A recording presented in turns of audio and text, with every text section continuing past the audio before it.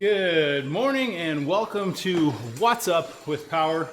So glad to have you here this morning. We've got a great ride lining up here in Zwift, and we've got an awesome presenter. We've got Taylor Thomas of Thomas Endurance Coaching lined up to come talk to us today. Talk to us specifically about developing our own power-based training plan. So a lot of you probably have stumbled with, hey, how do I plan out what I'm going to do, what I'm going to ride? How do I hit it right so that I can peak for my event? So that's exactly what we're going to talk about, based on a lot of the great info from the Training and Racing with the Power Meter by Hunter Allen and Andrew Coggin. So we're grateful for the content from them. And so we will bring Taylor on the screen here. Taylor, how are you doing? Good, Justin. How are you? Doing great this morning. 1 minute here until the group ride starts. We'll get going on the teaching. So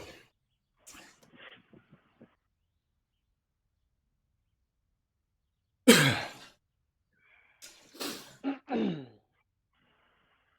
here, we'll take a look at what we've got going on. 10, you can see we got 13 riders in here, 33 seconds until we start. This is a nice, easy group ride. We hold at about 1.5 to 1.8 watts per kilogram while we are listening to the teaching. So it's just a good way to spin out the legs or kind of do something while you're learning. So we got the countdown, the 10-second countdown timer.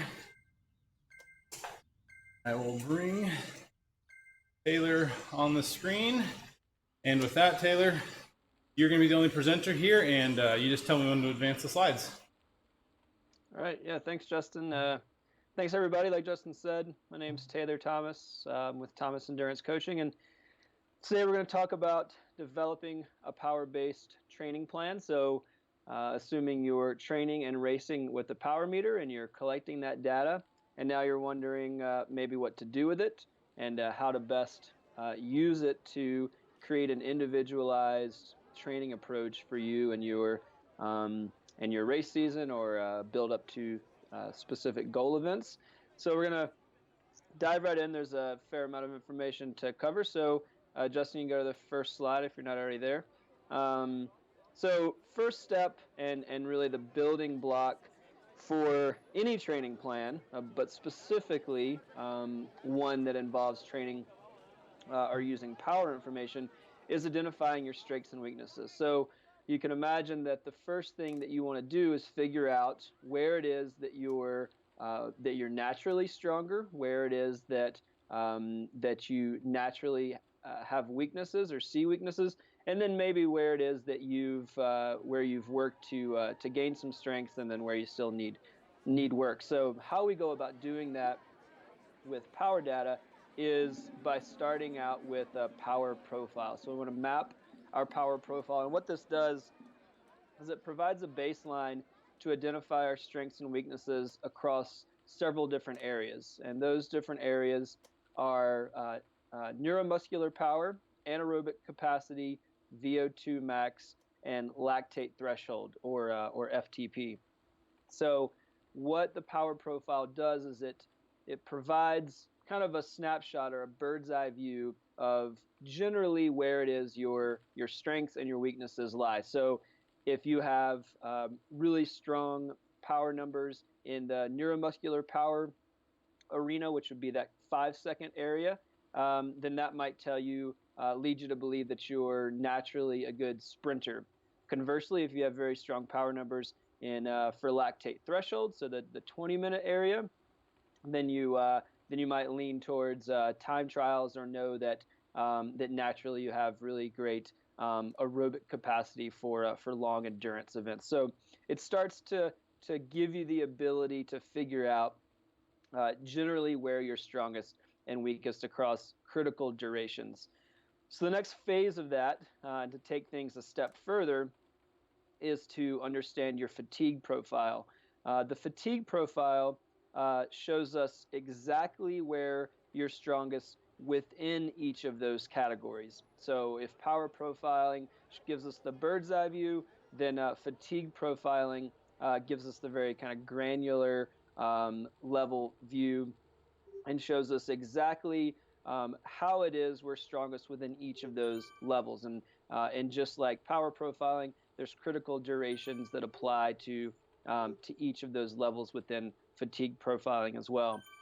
So, for instance, if inside of the neuromuscular power zone you saw a drop in power, say from 5 seconds out to 20 seconds, that can help you start to understand how it is that you deliver power to the pedals, and also would help you potentially construct race day strategies. So you would know that you're better in the short sprint, and that you don't necessarily have the legs for, say, a 500-meter sprint to the finish. You'd want to start that attack earlier. So again, the granular level, and it starts to really kind of unfold and tell us exactly what it is that you're best at, and how you best and most efficiently deliver power to the pedals. And then to that end, it lets us know what we need to work on. So if you want to be a stronger sprinter from further off the line, then you know how to apply or where to apply those efforts in training. You can also take it a step further in understanding how you deliver power by reviewing quadrant analysis. So we've talked about quadrant analysis before, but it highlights the relationship between force and power. And a good way to use quadrant analysis for your initial startup when you're thinking about constructing your training plan is to look at different types of rides. So to look at maybe your Saturday morning group ride, look at some historical races that you've done, look at some of your training rides, your interval sessions, and start to look at how the power and force differs between those rides, and look at critical areas to see within different instances. So whether it's a race day scenario, an attack on your group ride, again, an interval session, look at how the power kind of plays out for those different types of efforts. And that helps you understand even further, or to a greater degree, how it is you're naturally inclined to produce power. And then, of course, with all this, we want to back it up with sound and reliable data. So we want to make sure that the data you're reviewing is reliable, that it's correct. You're not looking at any erroneous power spikes. You want to make sure that everything's set up correctly, and you want to make sure that any assumptions that you make that might lead you to make decisions about your training moving forward are backed up with data. So next slide, Justin. So aligning your goals with your training.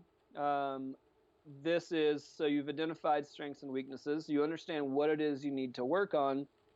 And now you want to make sure that you stay the course, right? You want to make sure that what you're doing in your training is actually getting you closer to your goals.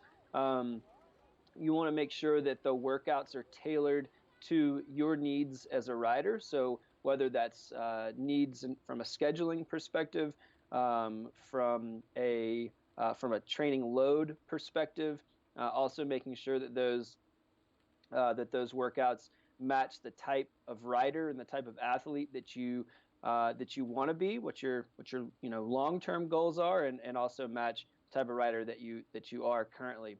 So making sure that the efforts match the races that you're doing.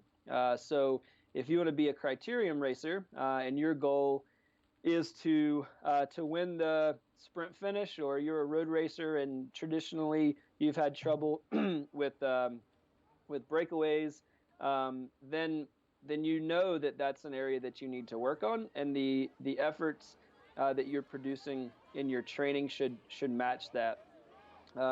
So at the end of the day, everything that you're doing in training should help you prepare for the rigors of race day.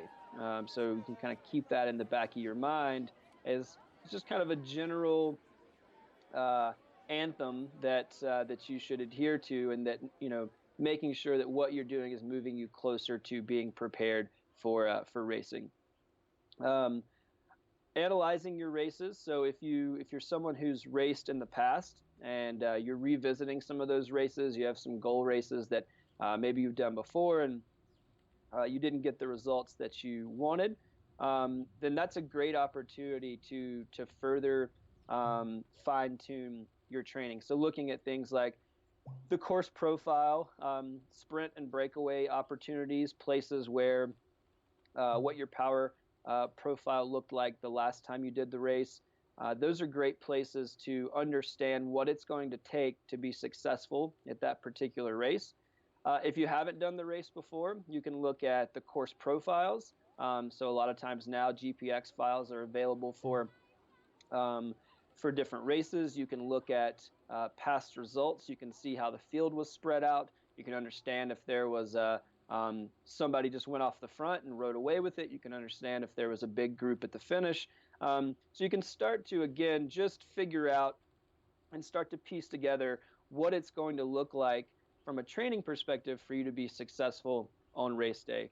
And then lastly, making sure that your training prescription matches your available training time. So making sure to not get in over your head, that you're aligning your goals with what you have available to you. So training is an extracurricular activity. Racing and riding your bike is something that we all want to be better at, but it's something that takes place uh, within everything else that's going on in our lives. So make sure not to get in over your head, um, and it can just make for a more stressful environment if you feel like the training that you're putting in is too much and you feel like you don't have time for it. So it's one of the greatest things you can do for yourself out of the gate is just to be realistic about matching that time that you have available with the training time you're putting in. Next slide. Maintaining your FTP. So I've talked about it before, and it's been mentioned by other folks here. This is really the benchmark and kind of the linchpin for a successful power-based training program. Um, Not only FTP maintenance, so having a correct FTP, knowing what that FTP is, but also, like I mentioned before, sound and reliable data, knowing that you can trust the data that you're looking at, and then you can make real-time decisions based on that data as it relates to your training. So if we know that FTP is something that's important, obviously we want to test for that. So your testing protocol, so establishing an FTP should be done at least every 8 weeks. So typically that's every 2 training blocks. So if a training block is 4 weeks, we're doing that at the end of your second training block. And so that takes kind of two forms. One, that's your traditional 20-minute field test. So establishing your FTP. A lot of folks are familiar with doing a 20-minute time trial, taking 95% of that number to establish an FTP, and that's a fine approach. But we established early on that the power profile is also important, and having those numbers for the fatigue profile as well. So not only do we want to establish the FTP using the 20-minute test, but we also want to look at the 5 second, the 1 minute, and the 5 minute durations to make sure that the power profile is current as well.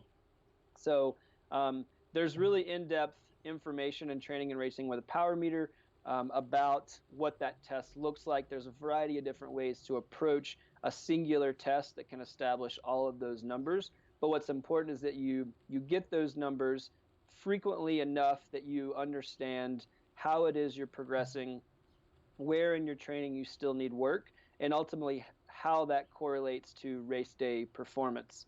Um, Analyzing the data. So FTP is important. Looking at those numbers and understanding those critical durations is key. But what I'll urge you to do is to not wait until your FTP test to analyze your data.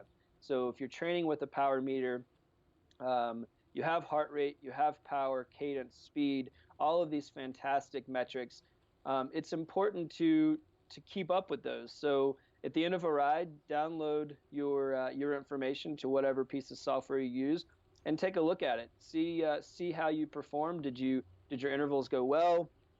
Did the race go well? Did the group ride go well? What does it look like in terms of some of those key metrics like normalized power, intensity factor, efficiency factor? Um, you can really keep a really close handle on or a tight grip on how you're progressing from week to week with a little bit of normal and consistent data analysis. And then to that end, if you're looking at your data on a regular basis, it also allows you to be much more fluid and adaptable as it relates to your training plan. So applying the insights that you learn. So if you're making gains faster than you think you were going to, then change the training plan. Make sure that you're being aggressive in your training and you're pushing yourself appropriately. And then on the flip side, of course, if you feel like you're not making gains, you're not hitting your workouts, dial things back so that you're still getting quality sessions in and you're still moving yourself forward. Next slide. So training takes time, right? We all know this. Riding your bike, putting in the training hours, preparing for races. These are all things that take a certain amount of time, and I just think it's important to kind of have that mantra in your mind at the beginning or the onset of your training plan when you're crafting and building your training, knowing that there's a certain amount of time it's going to take to see the results that you want, and knowing that there has to be a certain cadence to the training plan to be effective. So you can't squeeze it all in 1 or 2 days. You can't train for a race effectively in 2 weeks. It takes time to build. It takes time for your body to adapt, and it's important to just keep that in mind as life gets busy and inevitably you miss workouts, things happen, you go on vacation, whatever it is, knowing that things take time. Um, so for missed workouts, that's really one of the biggest obstacles that athletes run into uh, for for training plans. So again, things get busy. Inevitably, you miss a workout. What do you do when that happens? Well, the best thing to do usually is to just move on. Go to the next session. Focus your energy on quality for the next time that you're on the bike, and put that missed session behind you. So again, not cramming workouts into the span of a couple of days. Moving on and just kind of staying the course. Now, the caveat to that is if you have a particular type of workout, say you had a VO2 focused workout that's not going to occur again for at least 2 weeks, then you might want to think about uh, rescheduling some things or moving some things around to make sure that you get that workout in the near term. So you do want to hit those critical workouts and make sure that you're hitting those specific areas of the body that you've identified are important. And if that's something that you're not going to see again in your training for a while, again 2 weeks, then it could be important to move that around. So that's kind of a call you'll have to make, but it's something to keep in the back of your mind. Um, and so to that end, stacking workouts. Again, if you miss workouts, say you miss a couple in a row, you've had a bad week, you were sick, uh, any of the things that can happen while you're training, don't feel like you have to squeeze all those workouts together into a handful of sessions. So don't try to get your interval session, your steady state tempo ride, your long ride, your group ride, and your weekend race all in 3 days by combining those workouts into a couple of consolidated sessions. Um, that tends to really only lead to things like overtraining, burnout, and injury in pretty short order. So again, training takes time. There's a certain pace that it has to maintain to make sure that you're healthy, that you're recovered, that you're mentally and physically ready to put forth the effort.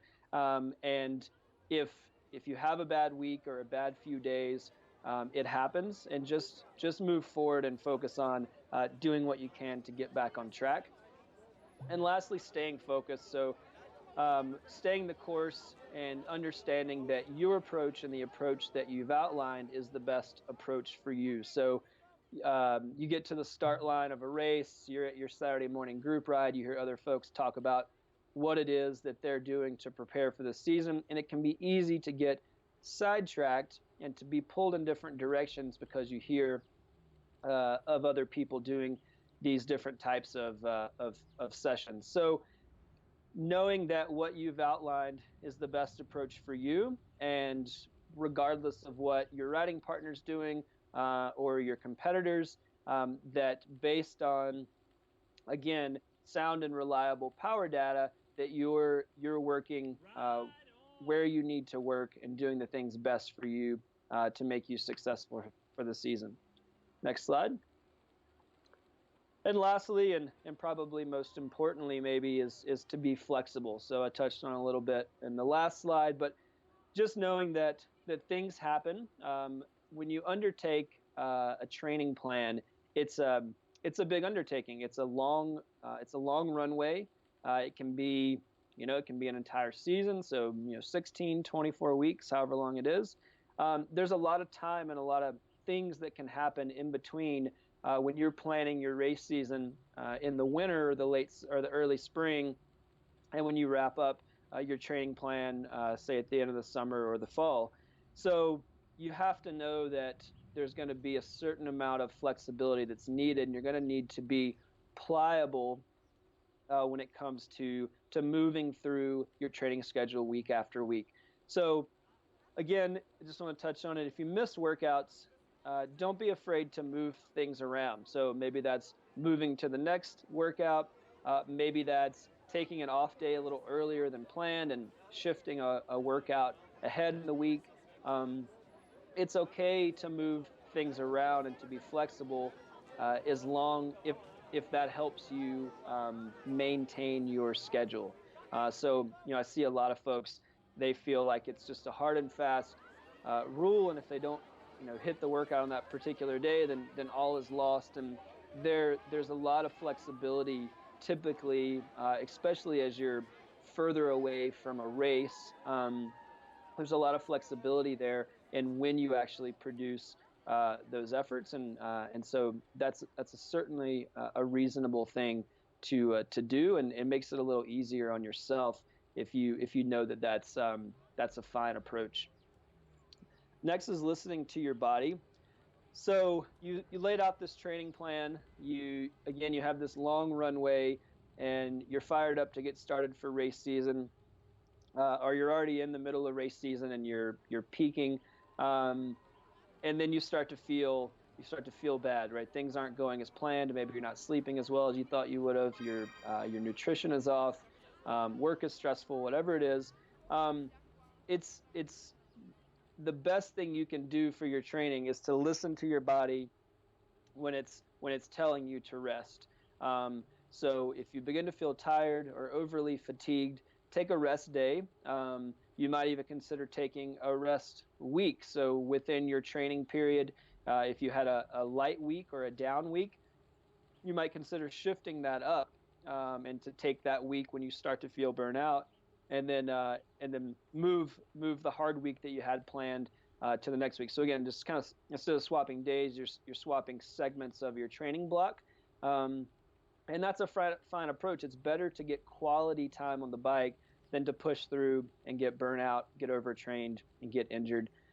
But on the flip side, you might also feel like you have more to give. So you might be going through your training, your fitness is progressing rapidly, you feel great, workouts are going fantastic, there's a rest day or a down week scheduled, and you feel like you could ride for the rest of the week, no problem.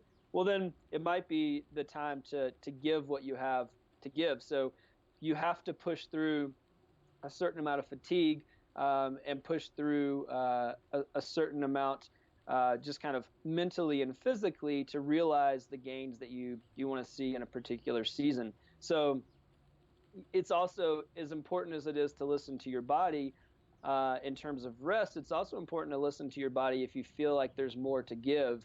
And that can really be a great opportunity to realize gains that maybe you didn't think were there, or to excel further than you thought you would.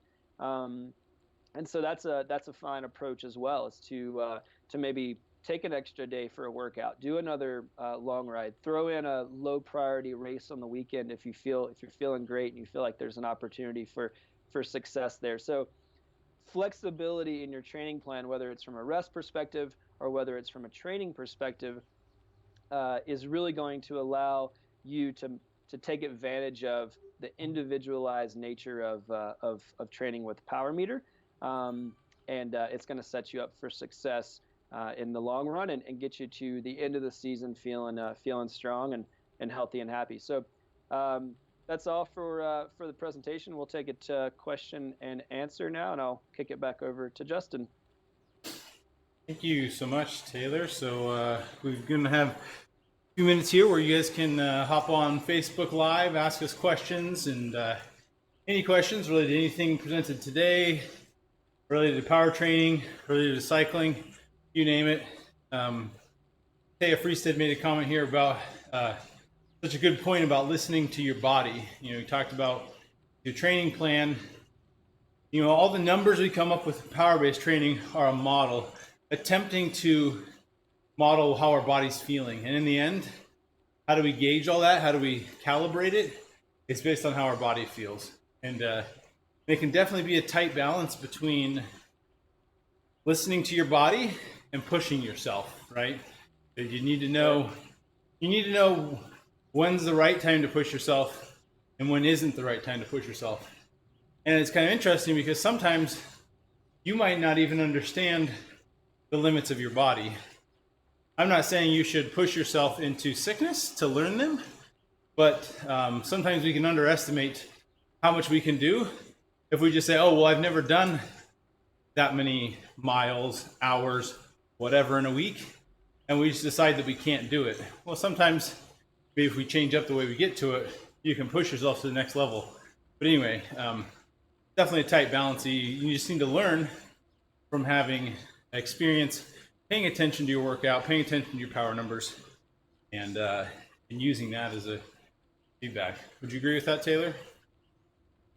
Yeah, absolutely. I mean, it takes, and you kind of touched on it, I mean, it takes time to understand what it is you're capable of. I mean, I think I see it happen all the time. I think that a lot of athletes do, in the long run, limit themselves potentially because they're not, maybe they're just not familiar with what they're capable of, or they're maybe afraid to push it too far. So in order to understand what that looks like, you really have to understand the qualitative and the quantitative side of things, right? So you have to understand the metrics, and like you said, I mean, the metrics they're a fantastic tool and it's a great model, but you have to understand, you know, specific to you as an athlete, what those metrics mean, right? So if you're reaching a certain CTL or ATL, what does that mean for you, and how does that correlate to how you're actually feeling? And as you move through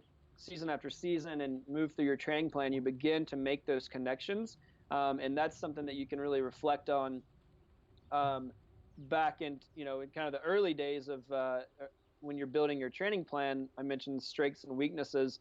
You know, that's part of building that profile for yourself, is understanding, okay, you know, I can push.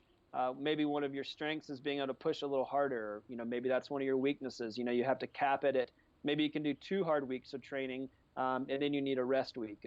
So understanding your body, understanding what you're capable of, and balancing that against your power numbers is really the end goal, because it's definitely both sides of the coin. You know, the qualitative is really just as important, if not more important, than the quantitative side. Absolutely. And one actually perfect example of this, of maybe not knowing your limits and thinking you have a limit just because of something put in your mind. So I did this relay race over the weekend from Moab to St. George. It's called the Vision Relay. It's 525 miles. You have a relay team of 4 guys, and so you hand off. And basically, you get around 6 hours of rest in between each of your legs, which are anywhere from 2 to 3 hours. And so I had done my 3 legs, and I told myself basically, "Oh, that's all I can do. I'm done."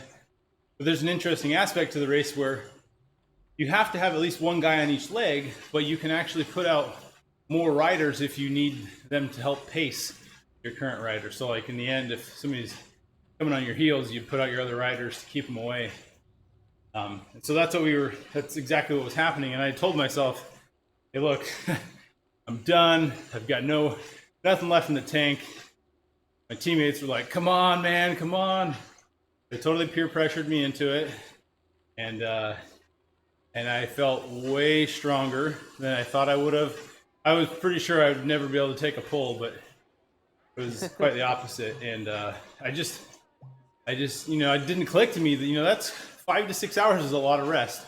And but anyway, point is, I could have just told myself, look, I can't do that. I just, it's more than I thought I was going to do, yada, yada, yada, make up all these excuses. But in the end, I learned, hey, you know what?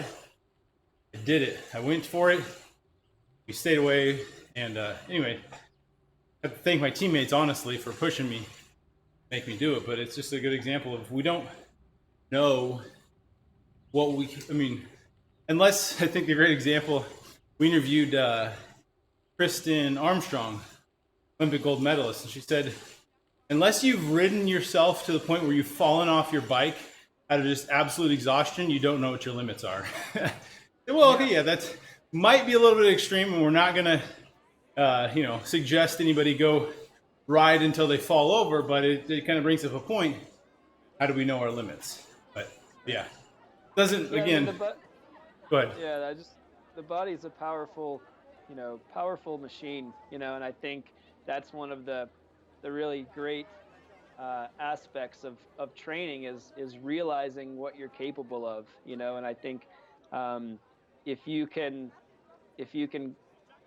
kind of wrap your head around that and get the most out of your body, and obviously, again, training with power is the best way to do that. It can be very black and white, and you can see those gains, and you can see where there's deficits and where you're weakest. And I think there's a lot of potential there that's kind of trapped in most athletes, and I think it can be a powerful thing to kind of push that and see what the limits are, again, within reason. But yeah, like you said, kind of listening to yourself and then maybe deciding to kind of push past that to see what you're capable of. And once you break through that and you're on the other side, it's a pretty great realization.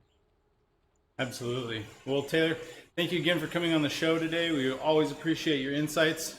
We're out of time for today, so we're going to wrap things up. We want to thank Training Peaks for being a great sponsor. A lot of the stuff we saw on the slides were screenshots from the Training Peaks software, and it's great for planning and scheduling. Talked about being flexible.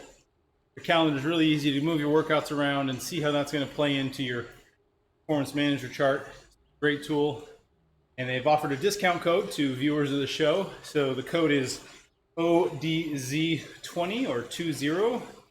ODZ20 will get you 20% off Training Peaks premium services. So if that's something you're looking into, enjoy that discount, and it's great software. So hope you've enjoyed the content. We've got lots coming on this channel daily. We've got later today the Skills and Drills ride. Ian Murray from Evil Elf Racing hosts a great ride where he talks about racing strategy. There's a group ride on Zwift where you can actually practice those skills. And so check that out. We've got on the main Facebook page, we've got the general schedule shown there in the header. Check that out if you want to see what's coming up next. And we hope to see you on the channel again. And share this with your friends if you've enjoyed it. There'll be plenty more coming later. So have a great day.